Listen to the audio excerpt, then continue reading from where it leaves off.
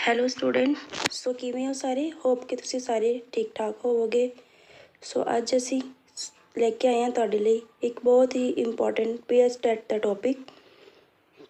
ਸੋ ਸਵਾਗਤ ਹੈ ਤੁਹਾਡਾ ਆਪਣੇ YouTube ਚੈਨਲ 'ਤੇ। ਸਭ ਤੋਂ ਪਹਿਲਾਂ ਸਾਡੇ ਚੈਨਲ ਨੂੰ ਸਬਸਕ੍ਰਾਈਬ ਕਰ ਲਓ। ਡਿਸਕ੍ਰਿਪਸ਼ਨ 'ਚ WhatsApp ਨੰਬਰ ਦਿੱਤਾ ਹੋਇਆ, WhatsApp ਗਰੁੱਪ ਨੂੰ ਜੁਆਇਨ ਕਰੋ ਔਰ ਸਾਡੇ ਟੈਲੀਗ੍ਰਾਮ ਚੈਨਲ ਨੂੰ ਵੀ ਜੁਆਇਨ ਕਰੋ।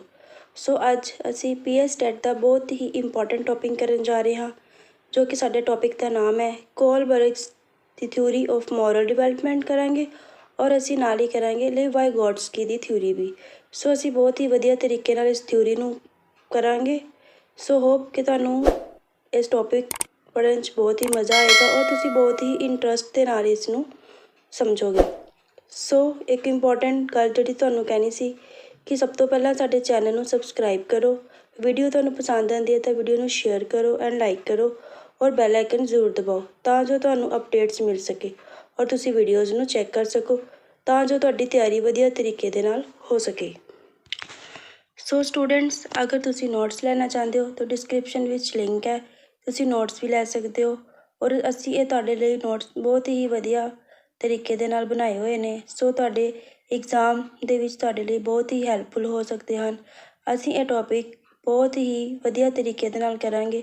ਸੋ ਲੈਟਸ ਸਟਾਰਟ ਕਰਦੇ ਹਾਂ ਅਸੀਂ ਅੱਜ ਦਾ ਆਪਣਾ ਟੌਪਿਕ ਕੋਲਬਰਗਸ ਦੀ ਥਿਊਰੀ ਮੋਰਲ ਡਿਵੈਲਪਮੈਂਟ ਦੇ ਨਾਲ।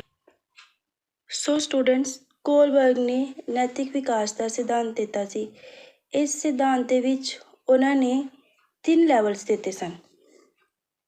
ਦਿੱਤੇ ਸਨ ਔਰ 6 ਸਟੇਜਸ। ਇਹ ਚੀਜ਼ ਬਹੁਤ ਹੀ ਧਿਆਨ ਦੇਣ ਵਾਲੀ ਹੈ ਕਿ ਲੈਵਲ 3 ਔਰ ਸਟੇਜਸ 6, ਜੋ ਕਿ ਬਹੁਤ ਹੀ ਇੰਪੋਰਟੈਂਟ ਚੀਜ਼ ਹੈ ਔਰ ਇਸ ਚੀਜ਼ ਨੂੰ ਸਾਨੂੰ ਆਪਣੇ ਮਾਈਂਡ ਦੇ ਵਿੱਚ ਰੱਖਣਾ ਹੈ।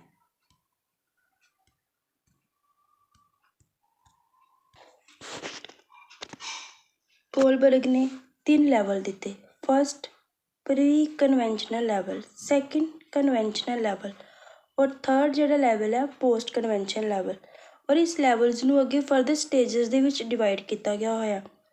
First stage punishment and obedience, second stage individualism and exchange ਔਰ ਥਰਡ ਸਟੇਜ ਨਾਈਸ ਬॉय ਜਾਂ girl orientation. Fourth stage law and order orientation, fifth stage social contact orientation, sixth stage universal ethical principles orientation. So detail ਦੇ ਵਿੱਚ ਕਰਦੇ ਹਾਂ। ਪਹਿਲੀ level, first level pre conventional level, ਪੂਰਵ ਪਰੰਪਰਾ ਪੱਧਰ। ਸੋ ਦੇਖੋ ਇਸ ਪੱਧਰ 'ਤੇ ਬੱਚੇ ਨੂੰ ਪੂਰਵ ਪਰੰਪਰਿਕ ਮੀਨਸ ਜੋ ਸਾਡੀਆਂ ਪਰੰਪਰਾਵਾਂ ਸਮਾਜ 'ਚ ਉਸ ਦੇ ਬਾਰੇ ਉਸਨੂੰ ਕੁਝ ਵੀ ਨਹੀਂ ਪਤਾ ਹੁੰਦਾ। ਹੋਰ ਬੱਚੇ ਨੂੰ ਕੀ ਹੈ, ਅਨੁਸ਼ਾਸਨ ਦਾ ਮਹੱਤਵ ਸਮਝਾਇਆ ਜਾਂਦਾ ਹੈ। ਮਾਤਾ ਪਿਤਾ ਉਸਨੂੰ ਸਪਸ਼ਟ ਕਰਦੇ ਹਨ ਕਿ ਉਹਨਾਂ ਦਾ ਹੁਕਮਾਂ ਦਾ ਪਾਲਣ ਬਿਨਾਂ ਤਰਕ ਹੋਣਾ ਚਾਹੀਦਾ ਹੈ। ਸੋ ਫਸਟ ਸਟੇਜ ਦਿੱਤੀ ਪਨਿਸ਼ਮੈਂਟ ਐਂਡ ਓਬੀਡੈਂਸ, ਸਜ਼ਾ ਅਤੇ ਆਗਿਆ ਪਾਲਣ ਦੀ ਅਵਸਥਾ। ਸੋ ਦੇਖੋ ਇਹਦੇ ਵਿੱਚ ਕੀ ਹੈ, ਪਨਿਸ਼ਮੈਂਟ ਐਂਡ ਓਬੀਡੈਂਸ ਮੀਨਸ ਕਿ ਬੱਚਾ ਕਹਿਣਾ ਮੰਨਦਾ ਹੈ ਕਿਸ ਡਰ ਤੋਂ ਕਿ ਅਗਰ ਮੈਂ ਆਪਣੇ ਵੱਡਿਆਂ ਦਾ ਕਹਿਣਾ ਨਾ ਮੰਨਿਆ ਤਾਂ ਮੈਨੂੰ ਕੀ ਹੈ, ਸਜ਼ਾ ਮਿਲੇਗੀ। ਜਿਵੇਂ ਦੇਖੋ ਅਸੀਂ ਦੇਖਦੇ ਹਾਂ ਨਾ, ਛੋਟੇ ਬੱਚੇ ਪੜ੍ਹਦੇ ਆ, ਉਹਨਾਂ ਨੂੰ ਕੀ ਡਰ ਹੁੰਦਾ, ਅਗਰ ਅਸੀਂ ਸਕੂਲ ਦਾ ਹੋਮਵਰਕ ਨਹੀਂ ਕੀਤਾ ਤਾਂ ਸਾਡੀ ਮਦਰ ਹੈ ਸਾਨੂੰ ਡਾਂਟ ਪਏਗੀ।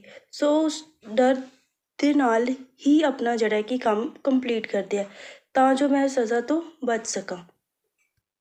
ਸੋ ਕੋਲਬਰਗ ਕਹਿੰਦਾ ਹੈ ਕਿ ਬੱਚਾ ਆਪਣੇ ਇਸ ਸਟੇਜ ਦੇ ਵਿੱਚ ਕੀ ਕਰਦਾ ਹੈ, ਉਸ ਦੇ ਪ੍ਰਤੀ ਆਪਣੀ ਸ਼ਰਧਾ ਰੱਖਦਾ ਹੈ ਜਿਸ ਤੋਂ ਉਸਨੂੰ ਡਰ ਹੁੰਦਾ ਹੈ।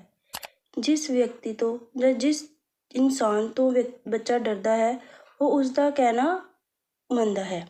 ਸੋ ਇਹ ਕਿਸ ਦਾ ਕਹਿਣਾ ਹੈ? ਕੋਲਬਰਗ ਦਾ। ਕੋਲਬਰਗ ਕਹਿੰਦਾ ਕਿ ਬੱਚਾ ਆਪਣੇ ਪੇਰੈਂਟਸ ਦਾ ਕਹਿਣਾ ਮੰਨਦਾ ਹੈ। ਕਿਸ ਕਾਰਨ ਮੰਨਦਾ ਹੈ? ਕਿ ਅਗਰ ਉਸਨੇ ਉਹਨਾਂ ਦਾ ਕਹਿਣਾ ਨਹੀਂ ਮੰਨਿਆ ਤਾਂ ਉਹਨਾਂ ਨੂੰ ਕੀ ਹੈ, ਉਸਨੂੰ ਪਨਿਸ਼ਮੈਂਟ ਮਿਲੇਗੀ। ਸੋ ਡਰ ਦੇ ਕਾਰਨ ਬੱਚਾ ਹਰ ਇੱਕ ਜਿਹੜੀ ਉਹਨਾਂ ਦੀ ਗੱਲ ਹੈ ਉਸ ਨੂੰ ਮੰਨਦਾ ਹੈ। ਸੈਕਿੰਡ ਸਟੇਜ ਦੇ ਵਿੱਚ ਕੀ ਕਿਹਾ ਹੋਇਆ, ਇੰਡੀਵਿਜੂਅਲਿਜ਼ਮ ਐਂਡ ਐਕਸਚੇਂਜ। ਇੱਥੇ ਕੀ ਹੁੰਦਾ, ਇੱਥੇ ਟਿਟ ਫੋਰ ਟੈਟ ਦੀ ਸਥਿਤੀ ਬਣ ਜਾਂਦੀ ਹੈ। ਕੋਲਬਰਗ ਦੇ ਅਕੋਰਡਿੰਗ इस स्टेज ਦੇ ਵਿੱਚ टिट फॉर टैट ਦੀ ਸਥਿਤੀ ਬਣ ਜਾਂਦੀ ਹੈ ਕਿ ਬੱਚਾ ਕੀ ਕਹਿੰਦਾ ਹੈ ਕਿ ਅਗਰ ਤੁਸੀਂ ਮੇਰੇ ਲਈ ਕੁਝ ਕਰਦੇ ਹੋ ਤਾਂ ਮੈਂ ਤੁਹਾਡਾ ਉਹ ਕੰਮ ਕਰੂੰਗਾ। ਇਟ ਮੀਨਸ ਕਿ ਇਸ ਅਵਸਥਾ ਵਿੱਚ ਬੱਚਾ ਆਪਣੀਆਂ ਜ਼ਰੂਰਤਾਂ ਪ੍ਰਤੀ ਵੀ ਸੁਚੇਤ ਰਹਿੰਦਾ ਹੈ ਅਤੇ ਦੂਜਿਆਂ ਦੇ ਅਧਿਕਾਰਾਂ ਨੂੰ ਵੀ ਸਮਝਣ ਲੱਗ ਜਾਂਦਾ ਹੈ। ਮੀਨਸ ਕਿ ਬੱਚਾ ਇਸ ਅਵਸਥਾ ਵਿੱਚ ਹੁੰਦਾ ਹੈ ਕਿ ਉਹ ਸੋਚਦਾ ਹੈ ਕਿ ਜਿਸ ਤਰ੍ਹਾਂ ਕਿ ਤੂੰ ਮੇਰੀ ਪਿੱਠ 'ਤੇ ਖੁਜਲੀ ਕਰ ਤੇ ਮੈਂ ਤੇਰੀ ਪਿੱਠ 'ਤੇ ਕਰਾਂਗਾ। मीन्स टिट फॉर टैट की स्थिति हो गई ना कि जैसा तू अगर मेरा कहना मनेगा तो मैं भी तेरा कहना मनांगा, अगर तू मेरा काम करता है तो मैं भी तेरा काम करांगा। मीन्स ਉਹਦੇ ਵਿੱਚ ਐਕਸਚੇਂਜ ਦੀ ਭਾਵਨਾ ਜਿਹੜੀ ਹੈ ਉਹ ਪੈਦਾ ਹੋ ਜਾਂਦੀ ਹੈ ਸੈਕਿੰਡ ਸਟੇਜ ਦੇ ਵਿੱਚ। ਸੋ ਨੈਕਸਟ ਕਰਦੇ ਹਾਂ। ਸੋ ਇਹ ਕਿਸ ਦਾ ਕਹਿਣਾ ਹੈ? ਕੋਲਬਰਗ ਦਾ। ਸੋ ਨੈਕਸਟ ਸੈਕਿੰਡ ਲੈਵਲ ਕਰਦੇ ਹਾਂ। ਸੈਕਿੰਡ ਲੈਵਲ ਦੇ ਵਿੱਚ conventional level. Conventional level means ਉਸਨੂੰ ਆਪਣੀਆਂ ਜਿਹੜੀਆਂ ਕਿ ਪਰੰਪਰਾਵਾਂ ਉਹਨਾਂ ਦੇ ਬਾਰੇ ਜਾਣਕਾਰੀ ਹੋ ਜਾਂਦੀ ਹੈ। ਉਹ ਉਹਨਾਂ ਦੇ ਅਕੋਰਡਿੰਗ ਕੰਮ ਕਰਨਾ ਸਟਾਰਟ ਕਰ ਦਿੰਦਾ, ਆਪਣਾ ਪਰੰਪਰਿਕ ਪੱਧਰ ਦੁਆਰਾ ਕੰਮ ਕਰਨਾ ਸ਼ੁਰੂ ਕਰ ਦਿੰਦਾ। ਉਸ ਦੇ ਵਿੱਚ ਕੀ ਹੈ? ਨੈਤਿਕਤਾ ਦਾ ਨਾਂ ਦਿੱਤਾ ਗਿਆ ਇਸ ਚੀਜ਼ ਨੂੰ। ਇਸ ਵਿੱਚ ਮਾਤਾ ਪਿਤਾ ਦੁਆਰਾ ਦਿੱਤਾ ਗਿਆ ਨੈਤਿਕਤਾ ਸੰਬੰਧੀ ਗਿਆਨ ਪਰਿਵਰਤਿਤ ਹੋਣ ਲੱਗਦਾ, ਫਿਰ ਵੀ ਨੈਤਿਕ ਯਥਾਰਥਵਾਦ ਦੀ ਸਥਿਤੀ ਮੌਜੂਦ ਰਹਿੰਦੀ ਹੈ। ਇਸ ਪੱਧਰ 'ਤੇ ਕੀ ਹੁੰਦਾ ਹੈ ਕਿ ਵਿਅਕਤੀ ਆਚਰਣ 'ਤੇ ਬਾਹਰੀ ਨੂੰ ਨਿਯੰਤਰਣ ਰਹਿੰਦਾ ਹੈ। ਇੱਥੇ ਦੂਜੇ ਦੇ ਨਿਯਮਾਂ ਦੀ ਪਾਲਣਾ ਕੀਤੀ ਜਾਂਦੀ ਹੈ, ਪਰੰਤੂ ਮੋਟੀਵੇਸ਼ਨ ਜਿਹੜੀ ਅੰਦਰੂਨੀ ਹੁੰਦੀ ਹੈ, ਮੀਨਸ ਉਹਦੇ ਅੰਦਰੋਂ ਹੀ ਉਹਨੂੰ ਮੋਟੀਵੇਸ਼ਨ ਮਿਲਦੀ ਹੈ। ਸੋ ਇਸ ਲੈਵਲ ਦੇ ਵਿੱਚ ਵੀ ਫਰਦਰ 2 ਪਾਰਟਸ ਡਿਵਾਈਡ ਕੀਤਾ ਇਸ ਨੂੰ। Stage third nice girl nice boy orientation. Means ਇਸ ਅਵਸਥਾ ਵਿੱਚ ਬੱਚਿਆਂ ਦੇ ਵਿੱਚ ਕੀ ਹੁੰਦਾ? ਚੰਗੇ ਬੱਚੇ ਬਣਨ ਦੀ ਧਾਰਨਾ ਪ੍ਰਮੁੱਖ ਰਹਿੰਦੀ ਹੈ। ਮੀਨਸ ਉਸ ਸਮਾਜ ਦੇ ਅੱਗੇ ਜਾਂ ਆਪਣੇ ਨੇਬਰਸ ਦੇ ਸਾਹਮਣੇ ਜਾਂ ਆਪਣੀ ਫੈਮਲੀਜ਼ ਦੇ ਸਾਹਮਣੇ ਇੱਕ ਚੰਗਾ ਬੱਚਾ ਬਣਨ ਦੀ ਕੋਸ਼ਿਸ਼ ਕਰਦੇ ਆ। ਮਤਲਬ ਉਹ ਆਪਣੇ ਆਪ ਨੂੰ ਚੰਗਾ, ਮਤਲਬ ਕਿ ਸਮਝੋ ਤੁਸੀਂ ਕਿ ਉਹ ਆਪਣੇ ਆਪ ਨੂੰ ਚੰਗਾ ਸਪਸ਼ਟ ਕਰਨ ਦੀ ਸੋਚ ਰੱਖਦੇ ਹਨ ਕਿ ਅਸੀਂ ਇਹਨਾਂ ਦੇ ਸਾਹਮਣੇ ਆਪਣੇ ਆਪ ਨੂੰ ਸਹੀ ਸਾਬਿਤ ਕਰਨਾ ਹੈ। ਠੀਕ ਹੈ। ਅਤੇ ਉਹਨਾਂ ਵਿੱਚ ਕੀ ਹੁੰਦਾ? ਨਾਈਸ ਗਰਲ ਜਾਂ ਬॉय ਓਰੀਐਂਟੇਸ਼ਨ ਦੀ ਸਥਿਤੀ ਜਿਹੜੀ ਆ ਉਹ ਬਣ ਜਾਂਦੀ ਹੈ। ਉਹ ਆਪਣੇ ਆਪ ਨੂੰ ਸਮਾਜ ਦੇ ਪਰੰਪਰਿਕ ਢਾਂਚੇ ਅਨੁਸਾਰ ਢਾਲਣ ਦੀ ਕੋਸ਼ਿਸ਼ ਕਰਦਾ ਹੈ ਅਤੇ ਕੋਈ ਵੀ ਫੈਸਲਾ ਲੈਂਦੇ ਸਮੇਂ ਜਦੋਂ ਕੋਈ ਵੀ ਫੈਸਲਾ ਲੈਂਦਾ ਤਾਂ ਉਹ ਕੀ ਸੋਚਦਾ ਕਿ ਦੂਜਿਆਂ ਨੂੰ ਆਪਣੇ ਧਿਆਨ 'ਚ ਰੱਖਦਾ। ਇਟ ਮੀਨਸ ਕਿ ਉਹ ਦੂਜਿਆਂ ਨੂੰ ਆਪਣੇ ਧਿਆਨ 'ਚ ਰੱਖਦਾ ਕਿ ਅਗਰ ਮੈਂ ਕੋਈ ਡਿਸੀਜ਼ਨ ਲੈ ਰਿਹਾ ਜਾਂ ਮੈਂ ਕੋਈ ਕੰਮ ਕਰਨ ਲਿਆ ਕਿ ਉਸ ਕੰਮ ਨੂੰ ਕਰਨ ਦੇ ਨਾਲ ਮੇਰੀ ਕਿਸੇ ਦੂਸਰੇ ਦੇ ਸਾਹਮਣੇ ਜਿਹੜੀ ਰੈਪੋ ਹੈ ਉਹ ਖਰਾਬ ਤਾਂ ਨਹੀਂ ਹੋ ਰਹੀ। ਮੀਨਸ ਉਹ ਉਹੀ ਕੰਮ ਕਰੇਗਾ ਕਿ ਮੈਂ ਦੂਸਰਿਆਂ ਦੀਆਂ ਨਜ਼ਰਾਂ ਦੇ ਵਿੱਚ ਅੱਛਾ ਬਣਾ। ਸੋ ਇਸ ਅਵਸਥਾ ਵਿੱਚ ਉਹਨਾਂ ਵਿੱਚ ਨਾਈਸ ਗਰਲ ਬॉय ਓਰੀਐਂਟੇਸ਼ਨ ਦੀ ਜਿਹੜੀ ਸਥਿਤੀ ਹੈ ਉਹ ਬਣਦੀ ਹੈ। ਸੋ ਨੈਕਸਟ ਕਰਦੇ ਹਾਂ। Next stage number 4 law and order orientation। law और order orientation means ਕਾਨੂੰਨ ਤੇ ਵਿਵਸਥਾ ਉਨਮੁਖਤਾ। ਇਸ ਸਟੇਜ ਦੇ ਵਿੱਚ ਕੀ ਹੁੰਦਾ ਕਿ ਉਸਨੂੰ ਪਤਾ ਚੱਲ ਜਾਂਦਾ ਕਿ ਅਸੀਂ ਸਮਾਜ 'ਚ ਰਹਿੰਦੇ ਹਾਂ ਅਤੇ ਸਮਾਜ 'ਚ ਰਹਿਣ ਦੇ ਬਾਵਜੂਦ ਕੁਝ ਕਾਨੂੰਨ ਹੈ ਜਿਨ੍ਹਾਂ ਦੇ ਅਕੋਰਡਿੰਗ ਹੀ ਸਾਨੂੰ ਚੱਲਣਾ ਪੈਣਾ। ਅਸੀਂ ਉਹਨਾਂ ਨੂੰ ਤੋੜ ਨਹੀਂ ਸਕਦੇ। ਸੋ ਅਸੀਂ ਉਹਨਾਂ ਨੂੰ ਤੋੜ ਨਹੀਂ ਸਕਦੇ ਅਤੇ ਉਹਨਾਂ ਹੀ ਜਿਹੜੀ ਕਿ ਨੈਤਿਕ ਆਦਰਸ਼ਾਂ ਦਾ ਉਹ ਸਧਾਰਨੀਕਰਨ ਕਰਦੇ ਆ ਅਤੇ ਉਸ ਦੀ ਪ੍ਰੇਰਨਾ ਸੱਤਾ ਦੇ ਸਨਮਾਨ ਅਤੇ ਸਮਾਜਿਕ ਵਿਵਸਥਾ ਨੂੰ ਬਣਾਈ ਰੱਖਣ ਦੀ ਭਾਵਨਾ ਨਾਲ ਉਹ ਪ੍ਰਾਪਤ ਹੁੰਦੀ ਹੈ। ਸੋ ਇਸ ਵਿੱਚ ਉਹਨਾਂ ਦੇ ਵਿੱਚ ਕੀ ਹੁੰਦਾ ਕਿ ਇੱਕ ਕਰਤੱਵ ਦੀ ਭਾਵਨਾ ਪੈਦਾ ਹੋ ਜਾਂਦੀ ਹੈ ਕਿ ਉਹ ਆਪਣੀ ਹੀ ਇੱਛਾ ਦੇ ਨਾਲ ਜੋ ਵੀ ਲਾਅ ਬਣੇ ਹੋਏ ਹੈ, ਜੋ ਵੀ ਕਾਨੂੰਨ ਬਣੇ ਹੁੰਦੇ ਆ, ਉਹਨਾਂ ਦਾ ਸਨਮਾਨ ਕਰਨਾ ਸਿੱਖ ਜਾਂਦਾ ਹੈ। ਇਸੇ ਕਰਕੇ ਇਸ ਅਵਸਥਾ ਨੂੰ ਕਾਨੂੰਨ ਅਤੇ ਵਿਵਸਥਾ ਦੀ ਅਵਸਥਾ ਵੀ ਕਿਹਾ ਜਾ ਸਕਦਾ ਹੈ। ਲਾਅ ਐਂਡ ਆਰਡਰ ਦੀ ਜਿਹੜੀ ਕਿ ਅਵਸਥਾ ਆ ਉਹ ਕਿਹਾ ਜਾਂਦਾ ਹੈ। ਸੋ ਸਟੂਡੈਂਟਸ, ਅਗਰ ਵੀਡੀਓ ਪਸੰਦ ਆ ਰਹੀ ਹੈ ਸੋ ਪਲੀਜ਼ ਵੀਡੀਓ ਨੂੰ ਲਾਈਕ ਕਰੋ ਔਰ ਵੱਧ ਤੋਂ ਵੱਧ ਸ਼ੇਅਰ ਕਰੋ ਔਰ ਸਾਡੇ ਚੈਨਲ ਨੂੰ ਸਬਸਕ੍ਰਾਈਬ ਕਰੋ ਔਰ ਹਾਂ, ਬੈਲ ਆਈਕਨ ਜ਼ਰੂਰ ਦਬਾ ਦੇਣਾ ਸੋ ਤਾਂ ਜੋ ਤੁਹਾਨੂੰ ਨਵੀਂ ਵੀਡੀਓਜ਼ ਦੀ ਅਪਡੇਟ ਮਿਲ ਸਕੇ। ਸੋ ਨੈਕਸਟ ਕਰਦੇ ਹਾਂ। ਸੋ ਨੈਕਸਟ ਹੈ ਸਾਡਾ ਜਿਹੜਾ ਕਿ ਥਰਡ ਲੈਵਲ ਹੈ ਪੋਸਟ ਕਨਵੈਨਸ਼ਨਲ ਆਰਡਰ। ਇੰਪੋਰਟੈਂਟ ਚੀਜ਼ ਹੈ ਇਸ ਥਿਊਰੀ ਦੇ ਵਿੱਚ ਸਾਨੂੰ ਯਾਦ ਰੱਖਣ ਲਈ ਕਿ ਕੋਲਬਰਗ ਨੇ 3 ਲੈਵਲਸ ਦਿੱਤੇ ਹਨ, ਕਿਉਂਕਿ ਕੁਐਸਚਨ ਦੇ ਵਿੱਚ ਕਈ ਵਾਰ ਪੇਪਰ ਦੇ ਵਿੱਚ ਕਈ ਵਾਰ ਇਹ ਕੁਐਸਚਨ ਪੁੱਛਿਆ ਜਾਂਦਾ ਹੈ ਕਿ ਕੋਲਬਰਗਸ ਦੀਆਂ ਕਿੰਨੀਆਂ ਸਟੇਜਸ ਹਨ ਜਾਂ ਕੋਲਬਰਗ 'ਤੇ ਕਿੰਨੇ ਲੈਵਲ ਦਿੱਤੇ।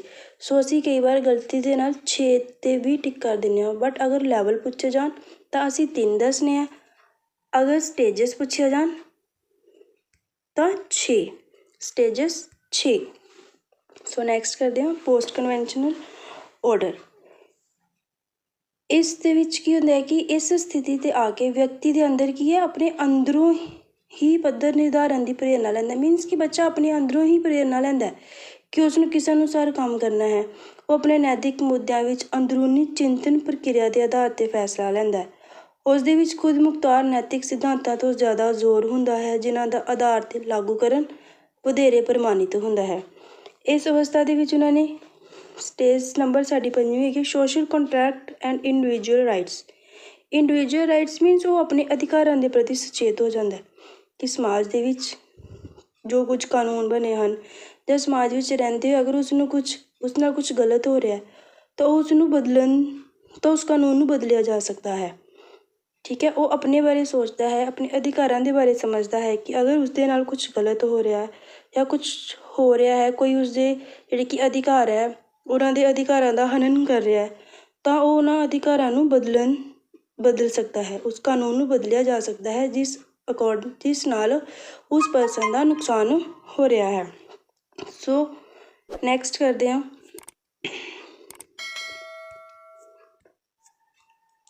ਸਟੇਜ 6 ਸਟੇਜ ਹੈ ਯੂਨੀਵਰਸਲ ਐਥੀਕਲ ਪ੍ਰਿੰਸੀਪਲਸ। ਸੋ ਇਹ ਸਟੇਜ ਬਹੁਤ ਜ਼ਿਆਦਾ ਉੱਪਰ ਤੱਕ ਹੈ। ਇਹ ਸਟੇਜ ਸਭ ਤੋਂ ਉੱਪਰ ਮੰਨੀ ਜਾਂਦੀ ਹੈ। ਇਸ ਨੂੰ ਸਰਵਭੌਮਿਕ ਨੈਤਿਕ ਸਿਧਾਂਤ ਦਾ ਨਾਮ ਵੀ ਦਿੱਤਾ ਜਾਂਦਾ ਹੈ। ਸੋ ਇਸ ਸਟੇਜ ਦੇ ਵਿੱਚ ਕੀ ਹੈ, ਇਸ ਅਵਸਥਾ ਦੇ ਵਿੱਚ ਕੀ ਹੁੰਦਾ ਹੈ ਕਿ ਵਿਅਕਤੀ ਸਾਰਿਆਂ ਦੇ ਭਲੇ ਲਈ ਆਪਣੀ ਜਾਨ ਦੀ ਬਾਜੀ ਤੱਕ ਵੀ ਲਗਾ ਸਕਦਾ। ਮੀਨਸ ਉਸ ਦੇ ਅੰਦਰ ਇਸ ਤਰ੍ਹਾਂ ਦੇ ਨੈਤਿਕ ਸਿਧਾਂਤ ਜਾਂ ਇਸ ਤਰ੍ਹਾਂ ਦੀ ਮੋਰੈਲਿਟੀ ਪੈਦਾ ਹੋ ਜਾਂਦੀ ਹੈ, ਉਹਦੀ ਥਿੰਕਿੰਗ ਇਸ ਤਰ੍ਹਾਂ ਦੀ ਬਣ ਜਾਂਦੀ ਹੈ ਕਿ ਉਹ ਸਮਾਜ ਵਿੱਚ ਹੋ ਰਹੇ ਗਲਤ ਜਿਸ ਦੇ ਨਾਲ ਕਿ ਸਾਰਿਆਂ ਦਾ ਨੁਕਸਾਨ ਹੋ ਰਿਹਾ ਉਹਨਾਂ ਦੇ ਲਈ ਆਵਾਜ਼ ਉਠਾਉਂਦਾ ਹੈ। ਮਤਲਬ ਸਭ ਦੇ ਭਲੇ ਦੇ ਲਈ, ਚਾਹੇ ਉਸਦੇ ਲਈ ਉਸਨੂੰ ਆਪਣੀ ਜਾਨ ਦੀ ਬਾਜੀ ਹੀ ਕਿਉਂ ਨਾ ਲਗਾਉਣੀ ਪਵੇ। ਸੋ ਸਟੇਜ ਨੰਬਰ 5 ਦੇ ਵਿੱਚ ਕੀ ਸੀਗਾ ਕਿ ਇੰਡੀਵਿਜੂਅਲ ਰਾਈਟਸ। ਉਹ ਸਿਰਫ ਆਪਣੇ ਅਧਿਕਾਰਾਂ ਦੇ ਬਾਰੇ ਸੋਚਦਾ ਹੈ ਔਰ ਅਗਰ ਉਸ ਨਾਲ ਕੁਝ ਗਲਤ ਹੋ ਰਿਹਾ ਹੈ ਤਾਂ ਉਸ ਨੂੰ ਬਦਲਿਆ ਜਾ ਸਕਦਾ ਹੈ। ਉਸ ਦੀ ਇਹ ਸੋਚ ਹੁੰਦੀ ਹੈ ਕਿ ਕਾਨੂੰਨ ਨੂੰ ਬਦਲਿਆ ਜਾ ਸਕਦਾ ਹੈ। But universal ethical principles means ਕੀ ਹੈ ਕਿ ਉਹ ਸਾਰਿਆਂ ਵਿਅਕਤੀਆਂ ਦੇ ਭਲੇ ਲਈ ਸੋਚਦਾ ਹੈ। ਮਤਲਬ ਸਮਾਜ ਵਿੱਚ ਹਰ ਇੱਕ ਪਰਸਨ ਦੇ ਭਲੇ ਦੇ ਬਾਰੇ ਸੋਚਦਾ ਹੈ। ਸੋ ਇਹ ਸੀ ਸਾਡਾ ਕੋਲਬਰਗਸ ਦਾ ਮੋਰਲ ਡਿਵੈਲਪਮੈਂਟ ਦਾ ਸਿਧਾਂਤ, ਜੋ ਕਿ ਅਸੀਂ ਬਹੁਤ ਹੀ ਵਧੀਆ ਦੇ ਤਰੀਕੇ ਨਾਲ ਦੇ ਕੀਤਾ ਹੈ। ਨੈਕਸਟ ਅਸੀਂ ਕਰਦੇ ਹਾਂ ਲਿਵ ਬਾਏ ਗੋਟਸਕੀ। ਸੋ ਇਸ ਤੋਂ ਪਹਿਲਾਂ ਅਸੀਂ ਅਗਲੀ ਥਿਊਰੀ ਸਟਾਰਟ ਕਰੀਏ। ਵੀਡੀਓ ਨੂੰ ਲਾਈਕ ਕਰੋ, ਸ਼ੇਅਰ ਕਰੋ, ਡਿਸਕ੍ਰਿਪਸ਼ਨ ਦੇ ਵਿੱਚ ਲਿੰਕ ਦਿੱਤਾ ਹੋਇਆ ਵਟਸਐਪ ਗਰੁੱਪ ਨੂੰ ਜੁਆਇਨ ਕਰੋ, ਟੈਲੀਗ੍ਰਾਮ ਚੈਨਲ ਨੂੰ ਜੁਆਇਨ ਕਰੋ। ਸਾਡੇ ਦੁਆਰਾ ਤਿਆਰ ਕੀਤੇ ਗਏ ਨੋਟਸ ਲੈਣਾ ਚਾਹੁੰਦੇ ਹੋ ਤਾਂ ਸਕਰੀਨ 'ਤੇ ਦਿੱਤੇ ਜਾ ਰਹੇ ਨੰਬਰ 'ਤੇ ਤੁਸੀਂ ਕਾਲ ਕਰ ਸਕਦੇ ਹੋ। ਨੋਟਸ ਦੇ ਅਕੋਰਡਿੰਗ ਕੋਈ ਵੀ ਜਾਣਕਾਰੀ ਲੈਣੀ ਹੈ ਤੁਸੀਂ ਲੈ ਸਕਦੇ ਹੋ। ਸੋ ਬੇਟਾ ਵੀਡੀਓ ਨੂੰ ਐਂਡ ਤੱਕ ਜ਼ਰੂਰ ਦੇਖੋ। ਇਹ ਵੀਡੀਓ ਤੁਹਾਡੇ ਲਈ ਬਹੁਤ ਹੀ ਹੈਲਪਫੁਲ ਹੈ। PS ਟੈਟ ਦੇ ਵਿੱਚ ਇਹ ਟੋਪਿਕਸ ਸਿਲੇਬਸ ਦੇ ਵਿੱਚ ਆਲਰੇਡੀ ਮੈਂਸ਼ਨ ਨੇ ਜੋ ਤੁਹਾਨੂੰ ਟੋਪਿਕ ਕਰਵਾਏ ਜਾ ਰਹੇ ਨੇ ਔਰ ਇਹ ਟੋਪਿਕ ਇੱਕ ਮੈਂ ਬਹੁਤ ਹੀ ਵਧੀਆ ਜਿਹੇ ਤਰੀਕੇ ਨਾਲ ਤੁਹਾਨੂੰ ਕਰਵਾ ਰਿਹਾ ਤਾਂ ਜੋ ਤੁਹਾਡਾ ਜਿਹੜਾ ਟੈਸਟ ਹੈ ਉਹ ਕਲੀਅਰ ਹੋ ਸਕੇ। ਸੋ ਨੈਕਸਟ ਕਰਦੇ ਹਾਂ ਲਿਵ ਬਾਏ ਗੋਟਸਕੀ ਦੀ ਥਿਊਰੀ। ਲਿਵ ਬਾਏ ਗੋਟਸਕੀ ਇੱਕ ਰਸ਼ੀਅਨ ਸਾਈਕੋਲੋਜਿਸਟ ਸਨ, ਰਸ਼ੀਅਨ ਮਨੋਵਿਗਿਆਨੀ ਸਨ ਔਰ ਇਹਨਾਂ ਨੇ ਸਮਾਜਿਕ ਰਚਨਾਤਮਿਕਤਾ ਦਾ ਸਿਧਾਂਤ ਦਿੱਤਾ। ਔਰ ਇਹਨਾਂ ਦਾ ਮੇਨ ਫੋਕਸ ਇਹਨਾਂ ਦਾ ਜਿਹੜਾ ਕਿ ਮੇਨ ਫੋਕਸ ਹੈ ਉਹ ਸਮਾਜ ਅਤੇ ਸੱਭਿਆਚਾਰ ਉੱਤੇ ਸੀਗਾ। ਕਿਸ 'ਤੇ ਇਹਨਾਂ ਦਾ ਮੇਨ ਫੋਕਸ ਸੀ? ਸਮਾਜ 'ਤੇ ਔਰ ਸੱਭਿਆਚਾਰ 'ਤੇ। ਔਰ ਲਿਵ ਬਾਏ ਗੋਟਸਕੀ ਨੇ ਤਿੰਨ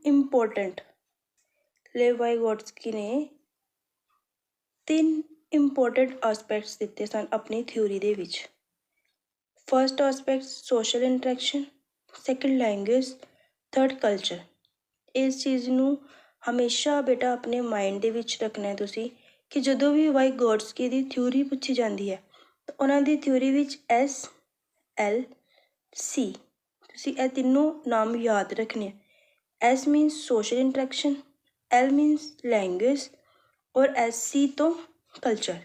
ਮੀਨਸ ਉਹਨਾਂ ਨੇ ਆਪਣੀ ਥਿਊਰੀ ਦੇ ਵਿੱਚ ਸਮਾਜਿਕ ਅੰਤਰਕਿਰਿਆ ਦਾ ਵੀ ਮਹੱਤਵਪੂਰਨ ਸਥਾਨ ਰੱਖਿਆ, ਭਾਸ਼ਾ ਦਾ ਵੀ ਔਰ ਸੱਭਿਆਚਾਰ ਦਾ ਵੀ। ਉਹਨਾਂ ਦੇ ਅਕੋਰਡਿੰਗ ਕਿ ਬੱਚਾ ਸਮਾਜਿਕ ਅੰਤਰਕਿਰਿਆ ਦੇ ਦੁਆਰਾ ਹੀ ਸਿੱਖਦਾ ਹੈ ਕਿਉਂਕਿ ਸਮਾਜ 'ਚ ਰਹਿੰਦਾ ਹੈ ਅਤੇ ਸਮਾਜਿਕ ਅੰਤਰਕਿਰਿਆ ਦੇ ਦੌਰਾਨ ਹੀ ਚੀਜ਼ਾਂ ਨੂੰ ਸਿੱਖਣਾ ਸ਼ੁਰੂ ਕਰਦਾ ਹੈ। ਭਾਸ਼ਾ ਦਾ ਵੀ ਉਸ 'ਤੇ ਬਹੁਤ ਜ਼ਿਆਦਾ ਅਸਰ ਪੈਂਦਾ ਹੈ ਔਰ ਉਸਦੇ ਸੱਭਿਆਚਾਰ ਦਾ ਵੀ। ਸੋ 3 ਇੰਪੋਰਟੈਂਟ ਆਸਪੈਕਟਸ ਦਿੱਤੇ ਵਾਈਗੋਟਸਕੀ ਨੇ ਆਪਣੀ ਥਿਊਰੀ ਦੇ ਵਿੱਚ: social interaction, language and culture.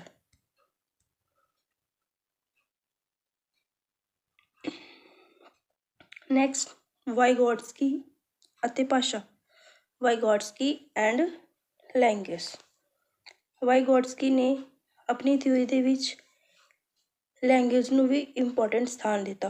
ਵਾਈਗੋਟਸਕੀ believe that language develop from social interaction. ਵਾਈਗੋਟਸਕੀ ਦੇ ਅਨੁਸਾਰ ਕਿ ਬੱਚੇ ਦੇ ਵਿੱਚ ਜੋ ਲੈਂਗੁਏਜ ਦਾ ਵਿਕਾਸ ਹੁੰਦਾ ਹੈ ਉਹ ਕਿਸ ਤਰ੍ਹਾਂ ਹੁੰਦਾ ਹੈ? ਸਮਾਜਿਕ ਅੰਤਰਕਿਰਿਆ ਦੁਆਰਾ, ਮੀਨਸ ਸੋਸ਼ਲ ਇੰਟਰੈਕਸ਼ਨ ਦੁਆਰਾ ਹੀ ਬੱਚਾ ਭਾਸ਼ਾ ਸਿੱਖਦਾ ਹੈ। ਦੇਖੋ, ਜਦੋਂ ਇੱਕ ਛੋਟਾ ਬੱਚਾ ਆਪਣੇ ਪਰਿਵਾਰ ਵਿੱਚ ਰਹਿੰਦਾ ਹੈ, ਫੈਮਿਲੀ 'ਚ ਹੁੰਦਾ ਤਾਂ ਆਪਣੀ ਫੈਮਿਲੀ ਤੋਂ ਹੀ ਤਾਂ ਭਾਸ਼ਾ ਸਿੱਖਦਾ ਹੈ। ਸੋ ਹੋਇਆ ਨਾ ਸੋਸ਼ਲ ਇੰਟਰੈਕਸ਼ਨ, ਉਸ ਤੋਂ ਹੀ ਉਸਨੇ ਭਾਸ਼ਾ ਸਿੱਖੀ। ਸੋ ਵਾਈਗੋਟਸਕੀ ਇਹ ਮੰਨਦਾ ਹੈ ਕਿ ਇੱਕ ਬੱਚਾ ਸਮਾਜਿਕ ਅੰਤਰਕਿਰਿਆ ਦੁਆਰਾ ਹੀ ਉਸਦੇ ਵਿੱਚ ਭਾਸ਼ਾ ਦਾ ਵਿਕਾਸ ਹੁੰਦਾ ਹੈ। ਵਾਈਗੋਟਸਕੀ ਕਹਿੰਦਾ ਹੈ ਕਿ ਸਮਾਜਿਕ ਬੋਲੀ, ਵਾਈਗੋਟਸਕੀ ਅਨੁਸਾਰ ਸਮਾਜਿਕ ਬੋਲੀ ਗਿਆਨ ਪ੍ਰਾਪਤ ਕਰਨ ਦਾ ਸਭ ਤੋਂ ਮਹੱਤਵਪੂਰਨ ਸਾਧਨ ਹੈ ਔਰ ਜੋ ਬੱਚੇ ਹੈ ਉਹ ਭਾਸ਼ਾ ਦੁਆਰਾ ਬਹੁਤ ਕੁਝ ਸਿੱਖਦੇ ਹਨ। ਬੱਚੇ ਭਾਸ਼ਾ ਦੁਆਰਾ ਬਹੁਤ ਕੁਝ ਸਿੱਖਦੇ ਹਨ। ਨੈਕਸਟ, ਵਾਈਗੋਟਸਕੀ ਨੇ ਟਾਈਪਸ ਦਿੱਤੀਆਂ ਸਪੀਚ, ਭਾਸ਼ਾ ਦੀਆਂ types of speech. First, social speech, private speech, silent ਔਰ inner speech. Private speech most important ਚੀਜ਼ ਵਾਈਗੋਟਸਕੀ ਦੀ ਥਿਊਰੀ 'ਚ ਹਰ ਵਾਰ ਪੇਪਰ ਦੇ ਵਿੱਚ ਪੁੱਛੀ ਜਾਂਦੀ ਹੈ ਚੀਜ਼ ਕਿ ਪ੍ਰਾਈਵੇਟ ਸਪੀਚ ਦਾ ਸਿਧਾਂਤ ਕਿਸ ਸਾਈਕੋਲੋਜਿਸਟ ਦੁਆਰਾ ਦਿੱਤਾ ਗਿਆ। ਸੋ ਇਸ ਚੀਜ਼ ਨੂੰ ਯਾਦ ਰੱਖਣਾ, ਆਪਣੇ ਧਿਆਨ ਦੇ ਵਿੱਚ ਰੱਖਣਾ ਤੁਸੀਂ। ਸੋ ਅਸੀਂ ਇਸ ਨੂੰ ਅੱਗੇ ਡਿਟੇਲਸ ਨਾਲ ਕਰਦੇ ਹਾਂ। ਵਾਈਗੋਟਸਕੀ ਕਹਿੰਦਾ ਹੈ ਕਿ ਸੋਸ਼ਲ ਸਪੀਚ, ਕਿ ਜਦੋਂ 2 ਸਾਲ ਤੱਕ ਦਾ ਬੱਚਾ ਜੋ ਹੈ ਉਹ ਸਮਾਜ ਨਾਲ ਅੰਤਰਕਿਰਿਆ ਕਰਨਾ ਸ਼ੁਰੂ ਕਰ ਦਿੰਦਾ। ਸੋ ਬਿਲਕੁਲ ਸਹੀ ਗੱਲ ਹੈ। ਵਾਈਗੋਟਸਕੀ ਦੇ ਅਕੋਰਡਿੰਗਲੀ ਵਾਈਗੋਟਸਕੀ ਕਹਿੰਦਾ ਹੈ ਕਿ 2 ਸਾਲ ਤੱਕ ਦਾ ਬੱਚਾ ਸਮਾਜ ਨਾਲ ਅੰਤਰਕਿਰਿਆ ਕਰਨਾ ਸ਼ੁਰੂ ਕਰ ਦਿੰਦਾ। Next, private speech. Private speech ਨੂੰ ਨਿੱਜੀ ਬੋਲੀ ਵੀ ਕਿਹਾ ਜਾਂਦਾ ਹੈ। 3 ਤੋਂ ਐਸਟੀਮੇਟਡ ਉਸਨੇ 6 ਸਾਲ ਤੱਕ ਦਾ ਈਅਰ ਦੱਸਿਆ ਕਿ ਇਸ ਸਟੇਜਸ ਵਿੱਚ, ਇਸ ਟਾਈਮ ਪੀਰੀਅਡ ਦੇ ਵਿੱਚ ਜਿਹੜਾ ਕਿ ਬੱਚਾ ਹੈ ਉਸਦਾ ਸੰਬੰਧ ਕਿਸ ਨਾਲ? Private speech. Private speech means ਕਿ ਬੱਚਾ ਆਪਣੇ ਆਪ ਨਾਲ ਗੱਲ ਕਰਦਾ, ਆਪਣੇ ਆਪ ਨਾਲ ਬੋਲੀ ਜਾਂਦੀ ਹੈ ਪ੍ਰਾਈਵੇਟ ਸਪੀਚ। 3 ਤੋਂ 6 ਸਾਲ ਤੱਕ ਦਾ ਬੱਚਾ ਆਪਣੇ ਆਪ ਨਾਲ ਗੱਲਾਂ ਕਰਦਾ ਔਰ ਆਪਣੇ ਆਪ ਨੂੰ ਡਾਇਰੈਕਸ਼ਨਸ ਦਿੰਦਾ। ਦੇਖੋ, ਇੱਕ ਬੱਚਾ ਹੁੰਦਾ ਛੋਟਾ ਬੱਚਾ 3 ਜਾਂ 4 ਸਾਲ ਦਾ, 5 ਸਾਲ ਦਾ ਬੱਚਾ, ਉਹ ਜਦੋਂ ਕੋਈ ਕੰਮ ਕਰ ਰਿਹਾ ਹੁੰਦਾ, ਸਪੋਜ਼ ਉਹ ਕੁਝ ਪੇਂਟਿੰਗ ਕਰ ਰਿਹਾ, ਅਗਰ ਉਸਨੇ ਉਸਦੇ ਵਿੱਚ ਕਲਰ ਫਿਲ ਕਰਨੇ ਹੈ ਜਾਂ ਕੁਝ ਕਰਨਾ, ਸੋ ਉਹ ਆਪਣੇ ਆਪ ਨਾਲ ਗੱਲਾਂ ਕਰੀ ਜਾਂਦਾ ਕਿ ਮੈਂ ਇਹ ਕਲਰ ਸੀਗਾ ਕਿੱਥੇ ਰੱਖਿਆ, ਇੱਥੇ ਸੀਗਾ, ਜਾਂ ਮੈਂ ਇਹਦੇ ਵਿੱਚ ਇਹ ਕਲਰ ਫਿਲ ਕਰਨਾ। ਉਹ ਕੀ ਹੁੰਦੀ? ਉਹਦੀ ਪ੍ਰਾਈਵੇਟ ਸਪੀਚ। ਪ੍ਰਾਈਵੇਟ ਸਪੀਚ ਆਪਣੇ ਆਪ ਦੇ ਨਾਲ ਗੱਲ ਕਰਨੀ। ਸੋ ਵਾਈਗੋਟਸਕੀ ਨੇ ਇਸ ਪ੍ਰਾਈਵੇਟ ਸਪੀਚ ਨੂੰ ਆਪਣੇ ਸਿਧਾਂਤ ਦੇ ਵਿੱਚ ਦਿੱਤਾ ਹੋਇਆ ਕਿ ਬੱਚਾ ਪ੍ਰਾਈਵੇਟ ਸਪੀਚ ਕਰਦਾ, ਆਪਣੇ ਆਪ ਨਾਲ ਗੱਲ ਕਰਦਾ। ਸੋ ਨੈਕਸਟ ਹੈ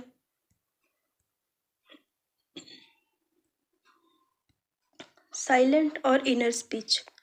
साइलेंट और इनर स्पीच कि 7 ਸਾਲ ਦੇ ਆਸ-ਪਾਸ ਦਾ ਬੱਚਾ, ਉਸਦੀ ਬੋਲੀ ਕੀ ਹੁੰਦੀ? ਸਾਇਲੈਂਟ ਹੋ ਜਾਂਦੀ ਹੈ। ਬੱਚਾ ਆਪਣੇ ਮਨ ਵਿੱਚ ਕਿਸੇ ਦੇ ਬਾਰੇ ਕੁਝ ਵੀ ਸੋਚ ਸਕਦਾ ਹੈ। ਜਦੋਂ ਦੇਖੋਗੇ ਛੋਟਾ ਬੱਚਾ ਜਦੋਂ ਪ੍ਰਾਈਵੇਟ ਉੱਚੀ ਬੋਲਦਾ ਹੈ, ਆਪਣੇ ਆਪ ਗੱਲਾਂ ਕਰਦਾ ਹੈ, ਪਰ ਜਦੋਂ ਉਸਦੀ ਏਜ ਥੋੜ੍ਹੀ 7 ਸਾਲ ਦੇ ਆਸ-ਪਾਸ ਪਹੁੰਚਦਾ ਹੈ ਤਾਂ ਉਹ ਆਪਣੇ ਅੰਦਰ ਹੀ ਸੋਚਦਾ ਹੈ। ਉਹ ਕਿਸੇ ਨਾਲ ਬਾਹਰ ਜ਼ਿਆਦਾ ਬੋਲਦਾ ਨਹੀਂ ਹੈ। ਉਹ ਕਿਸੇ ਵੀ ਚੀਜ਼ ਦੇ ਬਾਰੇ ਕੁਝ ਆਪਣੇ ਮਨ ਦੇ ਵਿੱਚ ਹੀ ਜਿਹੜਾ ਕਿ ਇਹ ਸੋਚਦਾ ਹੈ। ਸੋ ਇਹ ਵਾਈਗੋਟਸਕੀ ਨੇ ਜਿਹੜੇ ਕਿ ਲੈਂਗੁਏਜ ਡਿਵੈਲਪਮੈਂਟ ਦਾ ਦਿੱਤਾ ਸੀ ਸਿਧਾਂਤ ਆਪਣੇ 'ਚ। Social speech, private speech, silent ਔਰ ਇਨਰ ਸਪੀਚ। ਸਾਇਲੈਂਟ ਸਪੀਚ ਮੀਨ ਬੱਚਾ ਆਪਣੇ ਮਨ ਦੇ ਵਿੱਚ ਕਿਸੇ ਬਾਰੇ ਕੁਝ ਵੀ ਸੋਚਦਾ ਹੈ। ਨੈਕਸਟ ਕਰਦੇ ਹਾਂ ਸਮ other important terms. Very important ਚੀਜ਼,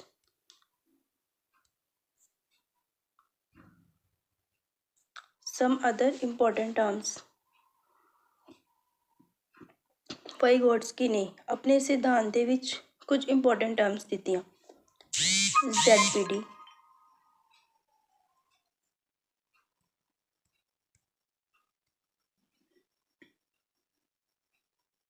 ZPD, ZPD, zone of proximal development, zone of proximal development ਜਾਂ ਵੀ proximal ਵਿਕਾਸ ਦਾ ਖੇਤਰ। ਨੈਕਸਟ ਦੇਤਾ scaffolding, more knowledgeable others, MKO। ਹੁਣ ਦੇਖੋ ਇੱਥੇ ਜ਼ੋਨ ਆਫ ਪ੍ਰੋਕਸੀਮਲ ਡਿਵੈਲਪਮੈਂਟ ਕੀ ਹੈ।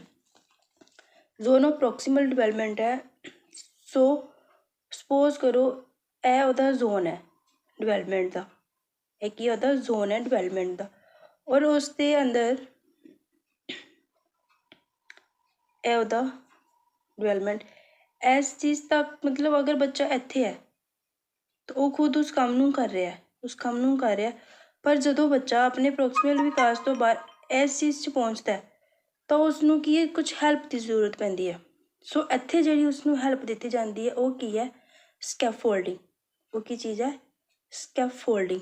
ਔਰ ਸਕੈਫੋਲਡਿੰਗ ਜਿਸ ਦੁਆਰਾ ਦਿੱਤੀ ਜਾਂਦੀ ਹੈ ਉਸ ਨੂੰ ਅਸੀਂ ਕੀ ਕਹਿੰਦੇ ਹਾਂ, ਮੋਰ ਨੋਲੇਜੇਬਲ ਅਦਰਸ। ਉਸ ਨੂੰ ਅਸੀਂ ਕੀ ਕਹਿੰਦੇ ਹਾਂ, ਮੋਰ ਨੋਲੇਜੇਬਲ ਅਦਰਸ। ਸਕੈਫੋਲਡਿੰਗ ਮੀਨਸ ਕਿ ਤੁਹਾਨੂੰ ਕਿਸੇ ਦੀ ਮਦਦ ਮਿਲ ਗਈ ਅਤੇ ਤੁਸੀਂ ਉਹ ਕੰਮ ਪੂਰਾ ਕਰ ਲਿਆ। ਮੀਨਸ ਕਿ ਬੱਚੇ ਦਾ ਇਹ ਵਿਕਾਸ ਦਾ ਖੇਤਰ ਹੈ, ਇਸ ਵਿਕਾਸ ਦੇ ਖੇਤਰ ਵਿੱਚ ਇਸ ਜਗ੍ਹਾ 'ਤੇ ਬੱਚਾ ਖੁਦ ਇੰਡੀਪੈਂਡੈਂਟਲੀ ਕੰਮ ਕਰ ਰਿਹਾ, ਬਟ ਇਸ ਕੰਮ ਨੂੰ ਪੂਰਾ ਕਰਨ ਦੇ ਲਈ ਉਸਨੂੰ ਕਿਸੇ ਚੀਜ਼ ਦੀ ਜ਼ਰੂਰਤ ਹੈ। ਅਗਰ ਉਸਨੂੰ ਉਹ ਥੋੜ੍ਹੀ ਜਿਹੀ ਹੈਲਪ ਮਿਲ ਜਾਂਦੀ ਹੈ ਤਾਂ ਬੱਚਾ ਉਸ ਕੰਮ ਨੂੰ ਈਜ਼ੀਲੀ ਕੰਪਲੀਟ ਕਰ ਸਕਦਾ। ਤਾਂ ਉੱਥੇ ਉਸ ਬੱਚੇ ਨੂੰ ਸਕੈਫੋਲਡਿੰਗ ਦਿੱਤੀ ਜਾਂਦੀ ਹੈ, ਸਕੈਫੋਲਡਿੰਗ ਦਿੱਤੀ ਜਾਂਦੀ ਹੈ। ਹੋਰ ਸਕੈਫੋਲਡਿੰਗ ਕਿਸ ਦੇ ਦੁਆਰਾ ਦਿੱਤੀ ਜਾਂਦੀ ਹੈ, ਮੋਰ ਨੋਲੇਜੇਬਲ ਅਦਰਸ। ਮੋਰ ਨੋਲੇਜੇਬਲ ਅਦਰਸ ਮੀਨਸ MKO ਦਾ ਮੀਨਸ ਹੈ ਕਿ ਉਹ ਪਰਸਨ ਜਿਸ ਨੂੰ ਉਸ ਫੀਲਡ ਦੇ ਬਾਰੇ ਜਾਂ ਉਸ ਕੰਮ ਦੇ ਬਾਰੇ ਪੂਰੀ ਨੌਲੇਜ ਹੈ, ਉਸ ਬਿਹਤਰ ਜਾਣਦਾ ਹੈ। ਹਾਂ, ਬਟ ਏਜ ਦਾ ਕੋਈ ਮੈਟਰ ਨਹੀਂ ਹੈ, ਚਾਹੇ ਉਹ ਜਿਸ ਨੂੰ ਸਕੈਫੋਲਡਿੰਗ ਦੇ ਰਿਹਾ ਉਸ ਤੋਂ ਛੋਟਾ ਹੈ ਪਰਸਨ ਹੈ, ਚਾਹੇ ਵੱਡਾ ਹੈ। ਇੰਪੋਰਟੈਂਟ ਚੀਜ਼ ਇਹ ਹੈ ਕਿ ਉਸ ਨੂੰ ਉਸ ਕੰਮ ਦੇ ਬਾਰੇ ਜਾਣਕਾਰੀ ਹੈ, ਉਸ ਫੀਲਡ ਦੇ ਵਿੱਚ ਬਿਹਤਰ ਹੈ। ਸੋ ਮੋਰ ਨੋਲੇਜੇਬਲ ਅਦਰ, ਏਜ ਕੋਈ ਮੈਟਰ ਨਹੀਂ ਹੈ। ਵਾਈਗੋਟਸਕੀ ਨੇ ਇਹ ਨਹੀਂ ਕਿਹਾ ਕਿ ਕੋਈ ਏਜ ਦਾ ਪਰਸਨ ਹੀ ਸਕੈਫੋਲਡਿੰਗ ਦੇ ਸਕਦਾ, ਨੋ, ਚਾਹੇ ਉਹ ਸਕੈਫੋਲਡਿੰਗ ਜੋ ਦੇ ਰਿਹਾ ਹੈ ਜਿਸ ਪਰਸਨ ਤੋਂ, ਚਾਹੇ ਉਹ ਛੋਟਾ ਹੈ ਚਾਹੇ ਉਹ ਵੱਡਾ ਹੈ। ਮੋਰ ਨੋਲੇਜੇਬਲ ਮੀਨਸ ਕਿ ਤੁਹਾਡੇ ਤੋਂ ਜ਼ਿਆਦਾ ਗਿਆਨ ਵਾਲਾ ਵਿਅਕਤੀ ਹੋਣਾ ਚਾਹੀਦਾ। ਉਮਰ ਦਾ ਇਹਦੇ 'ਚ ਕੋਈ ਲੈਣਾ ਦੇਣਾ ਨਹੀਂ ਹੈ। ਮੀਨਸ ਉਹ ਵਿਅਕਤੀ ਤੁਹਾਡੇ ਤੋਂ ਛੋਟਾ ਵੀ ਹੋ ਸਕਦਾ ਔਰ ਵੱਡਾ ਵੀ, ਇਹ ਵਾਈਗੋਟਸਕੀ ਮੰਨਦਾ ਹੈ। ਸ਼ਰਤ ਇਹ ਹੋਣੀ ਚਾਹੀਦੀ ਹੈ ਕਿ ਉਹ ਉਸ ਫੀਲਡ ਦੇ ਵਿੱਚ ਤੁਹਾਡੇ ਤੋਂ ਜ਼ਿਆਦਾ ਜਾਣਦਾ ਹੋਵੇ। ਸਕੈਫੋਲਡਿੰਗ, ਸਕੈਫੋਲਡਿੰਗ ਕੀ ਹੈ, ਇੱਕ ਪ੍ਰੋਸੈਸ। ਸਕੈਫੋਲਡਿੰਗ ਕੀ ਹੈ, ਇੱਕ ਪ੍ਰੋਸੈਸ ਹੈ। ਸਕੈਫੋਲਡਿੰਗ ਪਰਮਾਨੈਂਟ ਨਹੀਂ ਹੁੰਦੀ। ਇੰਪੋਰਟੈਂਟ ਚੀਜ਼ ਯਾਦ ਰੱਖਣਾ ਕਿ ਸਕੈਫੋਲਡਿੰਗ ਪਰਮਾਨੈਂਟ ਨਹੀਂ ਹੁੰਦੀ। ਸਕੈਫੋਲਡਿੰਗ ਸਿਰਫ ਉਦੋਂ ਤੱਕ ਦਿੱਤੀ ਜਾਂਦੀ ਹੈ ਜਦੋਂ ਤੱਕ ਉਹ ਬੱਚਾ ਕੰਮ ਨੂੰ ਕਰ ਨਹੀਂ ਪਾਉਂਦਾ। ਜਦੋਂ ਉਹ ਬੱਚਾ ਉਸ ਕੰਮ ਨੂੰ ਕਰਨਾ ਸ਼ੁਰੂ ਕਰ ਦਿੰਦਾ ਹੈ ਤਾਂ ਸਕੈਫੋਲਡਿੰਗ ਹਟਾ ਦਿੱਤੀ ਜਾਂਦੀ ਹੈ। ਇਹ ਸਿਰਫ ਇੱਕ ਪ੍ਰੋਸੈਸ ਹੈ, ਇੱਕ ਪ੍ਰਕਿਰਿਆ ਆ, ਉਸਨੂੰ ਹੈਲਪ ਪ੍ਰੋਵਾਈਡ ਕੀਤੀ ਜਾਂਦੀ ਹੈ। ਜਿਵੇਂ ਦੇਖੋ, ਮੈਂ ਤੁਹਾਨੂੰ ਇੱਕ ਐਗਜ਼ਾਮਪਲ ਦੇ ਥਰੂ ਸਮਝਾਉਣ ਦੀ ਕੋਸ਼ਿਸ਼ ਕਰਦੀ ਹਾਂ, ਤੁਹਾਨੂੰ ਬਿਹਤਰ ਸਮਝ ਆਏਗੀ ਔਰ ਈਜ਼ਲੀ ਤੁਸੀਂ ਇਸ ਟੌਪਿਕ ਨੂੰ, ਤੁਸੀਂ ਚੀਜ਼ ਨੂੰ ਸਮਝ ਵੀ ਪਾਓਗੇ। ਕਿ ਦੇਖੋ, ਇੱਕ ਛੋਟਾ ਬੱਚਾ ਸਾਈਕਲ ਚਲਾਉਣਾ, ਸਪੋਜ਼ ਇਸ ਖੇਤਰ ਦੇ ਵਿੱਚ ਆਓ, ਸਾਈਕਲ 'ਤੇ ਬੈਠਣਾ, ਚੜ੍ਹਨਾ, ਹੈਂਡਲ ਨੂੰ ਸਮਝਣਾ, ਸਭ ਕੁਝ ਉਹ ਕਰ ਰਿਹਾ, ਬਟ ਉਸਨੂੰ ਚਲਾਉਣਾ, ਇੱਥੋਂ ਤੱਕ ਪਹੁੰਚਣਾ ਉਹਦੇ ਲਈ ਇੰਪੋਸੀਬਲ ਹੈ। ਇਹ ਤਾਂ ਉਸ ਖੁਦ ਆਪਣੇ ਅਕੋਰਡਿੰਗਲੀ ਕਰ ਰਿਹਾ, ਜੋ ਉਸਦਾ ZPD ਹੈ, ਜੋ ਉਸਦਾ ਜ਼ੋਨ ਹੈ ਪ੍ਰੋਕਸੀਮਲ ਡਿਵੈਲਪਮੈਂਟ ਦਾ, ਉਹ ਖੁਦ ਕਰ ਰਿਹਾ, ਬਟ ਉਸਨੂੰ ਚਲਾ ਨਹੀਂ ਪਾ ਰਿਹਾ ਕਿਉਂਕਿ ਉਸਨੂੰ ਹੈਲਪ ਦੀ ਜ਼ਰੂਰਤ ਹੈ ਕਿ ਸਾਈਕਲ ਨੂੰ ਕੋਈ ਪਿੱਛੇ ਤੋਂ ਪਕੜੇ। ਅਗਰ ਉਸ ਬੱਚੇ ਦਾ ਉਸ ਫਾਦਰ ਉਸ ਚੀਜ਼ ਨੂੰ, ਉਸਨੂੰ ਹੈਲਪ ਦਿੰਦਾ ਹੈ, ਉਹ ਕੀ ਉਸਦੀ ਸਕੈਫੋਲਡਿੰਗ।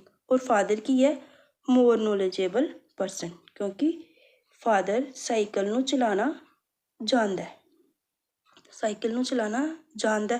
ਔਰ ਫਾਦਰ ਦੇ ਦੁਆਰਾ ਜੋ ਬੱਚੇ ਨੂੰ ਦਿੱਤਾ ਗਿਆ, ਸੋ ਕੀ ਹੈ, ਹੈਲਪ, ਸਕੈਫੋਲਡਿੰਗ। ਉਹ ਸਿਰਫ ਉਨੀ ਦੇਰ ਤੱਕ ਦਿੱਤੀ ਜਾਏਗੀ ਜਦੋਂ ਤੱਕ ਬੱਚਾ ਪ੍ਰੋਪਰਲੀ ਸਾਈਕਲ ਚਲਾਉਣਾ ਸਿੱਖ ਨਹੀਂ ਜਾਂਦਾ। ਜਿਵੇਂ ਬੱਚਾ ਸਾਈਕਲ ਨੂੰ ਚਲਾਉਣਾ ਸਟਾਰਟ ਕਰਦਾ, ਉਹ ਹੌਲੀ ਹੌਲੀ ਉਸ ਨੂੰ ਸਕੈਫੋਲਡਿੰਗ ਨੂੰ ਪਿੱਛੇ ਹਟਾਉਣਾ ਸ਼ੁਰੂ ਕਰ ਦਿੰਦਾ, ਇੰਡੀਪੈਂਡੈਂਟ ਹੋ ਸਕੇ। ਬਸ ਸਕੈਫੋਲਡਿੰਗ ਕੀ ਹੈ, ਇੱਕ ਹੈਲਪ ਹੈ, ਉਸ ਤੱਕ ਦਿੱਤੀ ਜਾਂਦੀ ਹੈ ਜਦੋਂ ਤੱਕ ਬੱਚਾ ਉਸ ਚੀਜ਼ ਨੂੰ ਕਰ ਨਹੀਂ ਪਾਉਂਦਾ। ਜਦੋਂ ਉਸ ਚੀਜ਼ ਨੂੰ ਕਰਨਾ ਸਿੱਖ ਜਾਂਦਾ ਤਾਂ ਸਕੈਫੋਲਡਿੰਗ ਹਟਾ ਲਈ ਜਾਂਦੀ ਹੈ। ਸੋ ਅਸੀਂ ਕਹਿ ਸਕਦੇ ਹਾਂ ਕਿ ਸਕੈਫੋਲਡਿੰਗ ਪਰਮਾਨੈਂਟ ਨਹੀਂ ਹੁੰਦੀ। ਸਕੈਫੋਲਡਿੰਗ ਪਰਮਾਨੈਂਟ ਨਹੀਂ ਹੁੰਦੀ। ਸੋ ਇਹ ਸਨ ਸਾਡਾ ਅੱਜ ਦਾ ਟੌਪਿਕ ਵਾਈਗੋਟਸਕੀ ਔਰ ਕੋਲਬਰਗ ਦੀ ਅਸੀਂ ਥਿਊਰੀ ਕੀਤੀ। ਹੋਪ ਕਿ ਤੁਹਾਨੂੰ ਲੈਕਚਰ ਬਹੁਤ ਹੀ ਵਧੀਆ ਲੱਗਿਆ ਹੋਏਗਾ ਔਰ ਤੁਹਾਨੂੰ ਅੱਛੀ ਤਰ੍ਹਾਂ ਨਾਲ ਸਮਝ ਵੀ ਆਈ ਹੋਏਗੀ। ਅਗਰ ਕਲਾਸ ਵਧੀਆ ਲੱਗੀ ਹੈ ਤਾਂ ਪਲੀਜ਼ ਵੀਡੀਓ ਨੂੰ ਸ਼ੇਅਰ ਕਰ ਦਿਓ, ਲਾਈਕ ਕਰ ਦਿਓ ਔਰ ਚੈਨਲ ਨੂੰ ਸਬਸਕ੍ਰਾਈਬ ਕਰੋ। ਸੋ ਨੈਕਸਟ PS ਟੈਟ ਦੇ ਅਕੋਰਡਿੰਗਲੀ ਹੋਰ ਵੀ ਵੀਡੀਓ ਲੈ ਕੇ ਆਵਾਂਗੇ। ਤਦ ਤੱਕ ਦੇ ਲਈ ਨਮਸਤੇ।